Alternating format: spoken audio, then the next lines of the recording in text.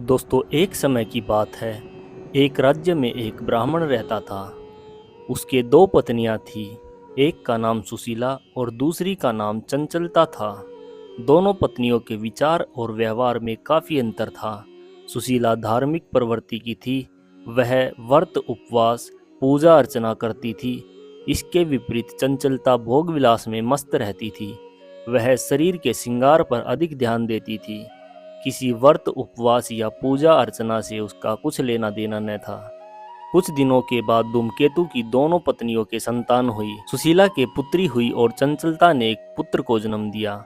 चंचलता सुशीला से कहती कि हे सुशीला, तूने इतने व्रत उपवास किए, शरीर को सुखा लिया, फिर भी तेरे लड़की हुई।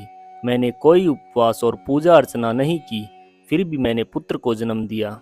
कुछ दिन तो सुशीला सुनती रही, पर जब अति हो गई तो उसे बड़ा दुख हुआ।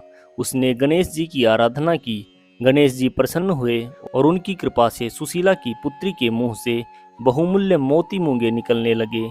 एक रूपवान पुत्र भी उसने जन्मा। सुशीला का ऐसा सौभाग्य जगा तो चंचलता के मन में ईर्ष्या होने लगी। सुशीला की बेटी को उसने कुएं में गिरा दिया। पर सुशीला पर तो गणेश जी की कृपा हो गई थी। उसकी बेटी का बाल भी बाका न हुआ। वह सकुशल कुएं से निकल आई।